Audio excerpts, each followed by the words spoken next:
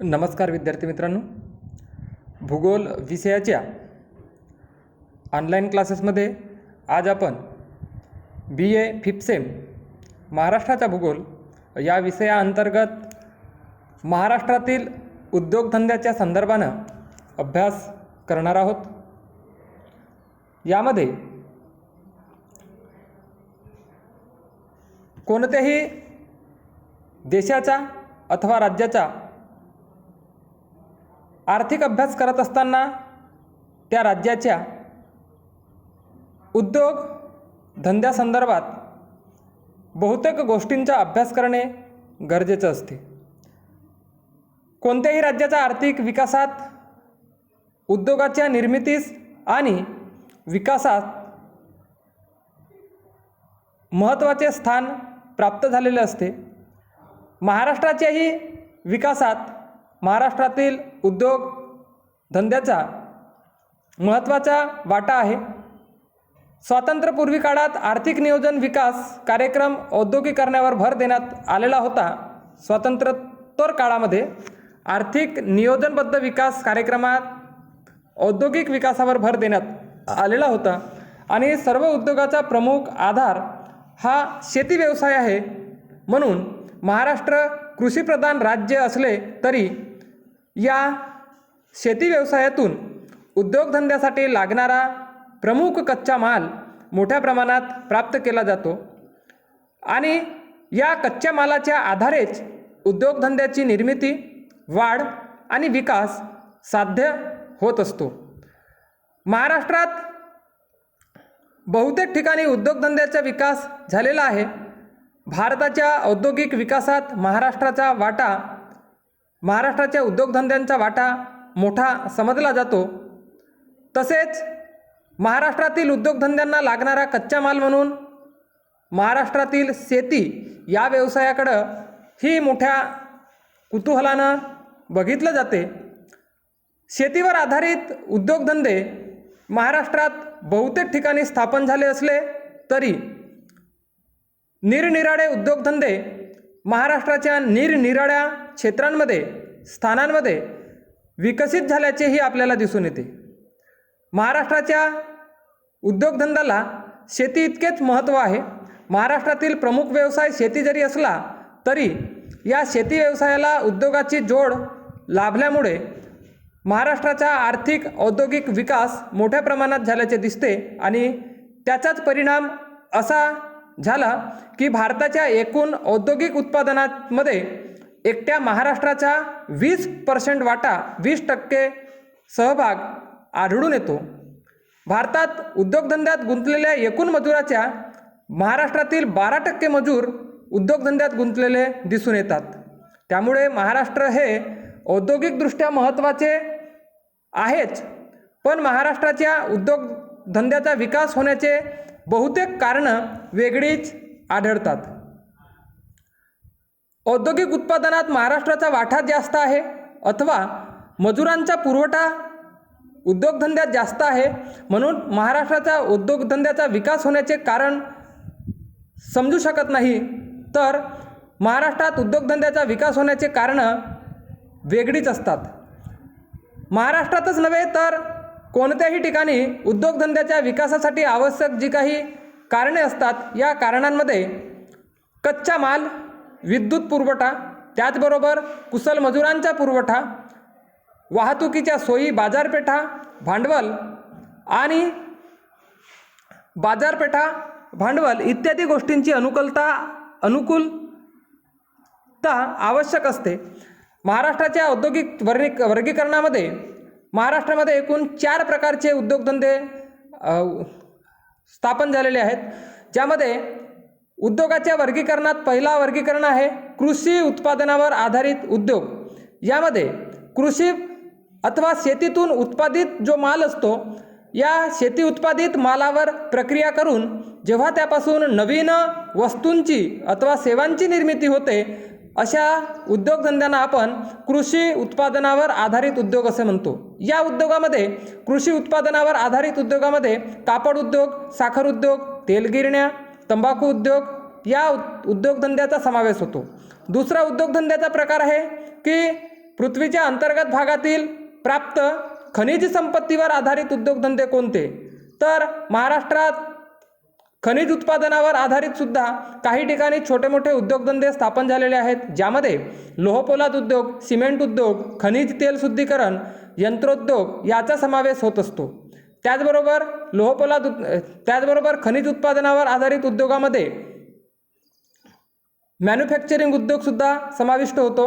One उत्पादनावर आधारित उद्योग म्हणजेच जंगल अथवा वनसंपत्तीचा उपयोग करून त्यावर प्रक्रिया करून जे उद्योग स्थापन केले जातात, नवनवीन वस्तूंची निर्मिती केली जाते, अशा उद्योगांचा समावेश आपण वन उत्पादनावर आधारित उद्योगात करतो. यामध्ये कोणत्या उद्योगधंद्याचा समावेश होतो? तर कापड गिरण्या आहेत, त्याचबरोबर कागद कारखाने आहेत, लाकूड कापण्याच्या गिरण्या, कागद कारखाने, आगपेट्यांचे कारखाने, औषधी वनस्पती तयार करणे, त्याचबरोबर खेळांचे साहित्य तयार करणे, फर्निचर निर्मिती यांचा समावेश विशेषतः वन उत्पादनावर आधारित उद्योगामध्ये होतो.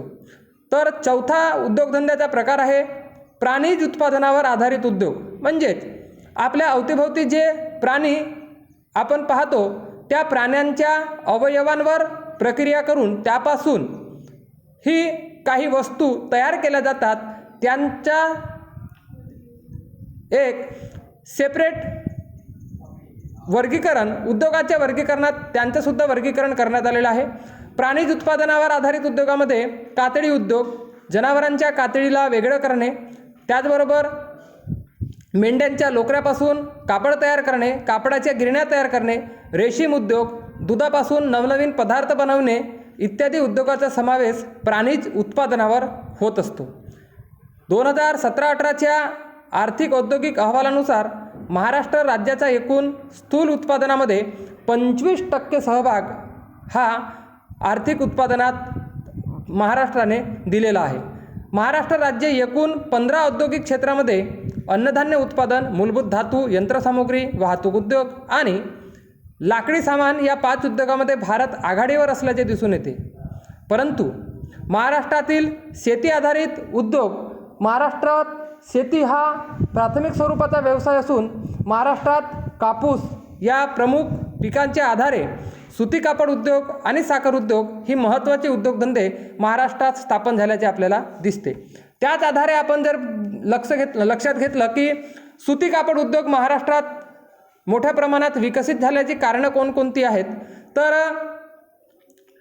कोणत्याही उद्योगधंद्याच्या स्थानिकीकरणावर प्रभाव टाकणारे जे घटक असतात त्या घटकांमध्ये आपण बघितलं होतं की पहिला घटक असतो हवामान, त्याचबरोबर वीज, पाणी, वाहतुकीची साधने, बाजारपेठा, ह्या सगळ्या गोष्टी ज्या ठिकाणी एकत्र असतात त्यामध्ये त्या ठिकाणी उद्योगधंद्याचे केंद्रीकरण होत असते. महाराष्ट्रात सुती कापड उद्योगाचे केंद्रीकरण होण्याच्या मागेही सदर कारणीभूत आहेत आणि म्हणूनच मँचेस्टर मुंबईला महाराष्ट्राचेच नव्हे तर भारताचे मँचेस्टर समजले जाते. महाराष्ट्रात पहिली सूतगिरणी 1854 साली कावसजी गावर यांनी मुंबईत सुरू केली होती आणि आज 1854 पासून आजच्या तारखेपर्यंत जवळपास 104 कापडगिरण्या महाराष्ट्रात कार्यरत आहेत. यापैकी 42 कापडगिरण्या एकट्या मुंबईमध्ये असून सुती कापड उद्योग हा सुमारे 150 वर्षापूर्वीचा जुना उद्योग आहे. महाराष्ट्राच्या औद्योगिकतेचा पाया याच कापड उद्योगाने घातला होता आणि म्हणून औद्योगिकरणाची जननी म्हणून आपण या उद्योगाला म्हणू शकतो.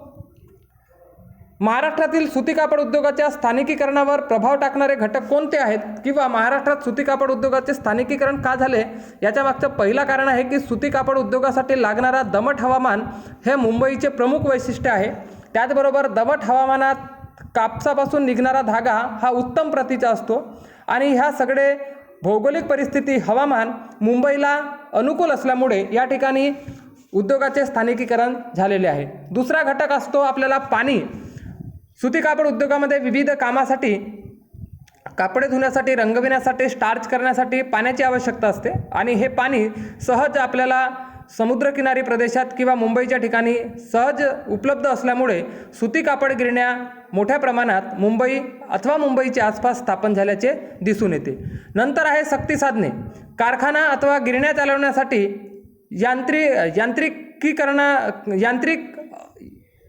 यांत्रिक साधने चालवण्यासाठी सक्ती साधनांची आवश्यकता असते आणि सुरुवातीला महाराष्ट्रात सुती कापड उद्योगात दगडी कोळशाचा वापर केला जात होता, परंतु महाराष्ट्र विद्युत सक्तीचा विकास झाल्याने कापड गिरण्यांमध्ये विजेचा वापर मोठ्या प्रमाणात होऊ लागला आणि विजेचा वापर मोठ्या प्रमाणात होऊ लागल्यामुळे महाराष्ट्रात सुती कापड उद्योगाला लागणारी ऊर्जा सहज उपलब्ध होऊ लागली। त्यामुळे सुद्धा महाराष्ट्रात सुती कापड उद्योगाचे स्थानिकीकरण झाल्याचे दिसते।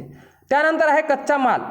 कच्च्या मालाशिवाय कोणत्याही उद्योगधंद्याची कल्पना करणे चुकीचे ठरते आणि म्हणून ज्या ठिकाणी आपल्याला कच्चा माल सहज उपलब्ध होत असतो त्या ठिकाणी कोणताही उद्योगधंदा स्थापन करण्यामागे प्रेरणा निर्माण होते। महाराष्ट्रातील शेतीतून उत्पादित होणारा कच्चा माल म्हणून कापूस हा मोठ्या प्रमाणात उत्पादित केला जातो आणि त्या कापसाच्याच आधारे महाराष्ट्रात कच्च्या मालाच्या उपलब्धतेमुळे बहुतेक ठिकाणी सुती कापड गिरण्यांची स्थापना करण्यात आली। नंतर आहे मजूर। महाराष्ट्रात बहुतेक ठिकाणी शहरी भागामध्ये तसेच ग्रामीण भागामध्ये मजुरांचा पुरवठा मोठ्या प्रमाणात आहे, कारण महाराष्ट्रातील प्रमुख व्यवसाय शेती असून शेती हा रोजगार निर्मिती कायमस्वरूपी वर्षभरासाठी देऊ शकत नसल्यामुळे बहुतेक कालावधीत मजूर रिकामा असतो। अशा वेळेला मजुरीच्या शोधात या ठिकाणी सुती कापड उद्योगात लागणारा मजूर पुरवठा हा ग्रामीण अथवा शहरी भागातून सहज उपलब्ध होत असतो। वाहतुकीच्या साधनामध्ये सुद्धा सुती कापड उद्योगाच्या दृष्टीने कापूस एक महत्त्वाचा कच्चा माल समजला जातो। कच्चा माल एका ठिकाणाहून दुसऱ्या ठिकाणी वाहतूक करणे, त्याचबरोबर उत्पादित माल बाजारपेठेपर्यंत पोहोचवणे यासाठी वाहतूक साधनांची आवश्यकता मोठ्या प्रमाणात आवश्यक असते आणि मुंबई हे शहर महाराष्ट्राची राजधानी असल्यामुळे ग्रामीण शहरी भागापासून सर्वत्र मुंबईशी जोडलेले आहे। त्यामुळे या वाहतूक साधनांचा वापर करून मुंबईला सुती कापड गिरण्याचे केंद्रीकरण अथवा उद्योगधंद्याचे केंद्रीकरण झाल्याचे दिसते। त्यानंतर असतोय बाजारपेठ। कारखान्यात उत्पादित झालेला माल बाजारपेठेपर्यंत योग्य वेळेत पोहोचवला तर त्याला किंमत अथवा मागणी जास्त प्रमाणात असते आणि म्हणून बाजारपेठ मुंबईसारखी आंतरराष्ट्रीय बाजारपेठ आपल्याला लाभलेली आहे आणि याचा फायदा तेथील उद्योगाच्या स्थानिकीकरणाला झालेला आहे। त्याचबरोबर उद्योग निर्माण करण्यासाठी आवश्यक असते ते म्हणजे भांडवल। कारखाने स्थापन अथवा उद्योगधंदे स्थापन करण्यासाठी जमीन खरेदी करणे, यंत्र खरेदी करणे, मजुरांचा पगार करणे अथवा अनेक आर्थिक प्रक्रिया पूर्ण करण्यासाठी भांडवलाची आवश्यकता असते आणि मुंबईसारख्या ठिकाणी आपल्याला बहुतेक भांडवलाचा जो पुरवठा आहे हा पुरवठा व्यापारी बँकांच्या माध्यमातून, केंद्रीय बँकांच्या माध्यमातून सहज उपलब्ध होऊ शकतो। म्हणून मुंबई या ठिकाणी उद्योगधंद्याचे केंद्रीकरण अथवा सुती कापड उद्योगधंद्याचे केंद्रीकरण झाल्याचे आपल्याला दिसते। उर्वरित भाग आपण उद्याला पाहणार आहोत।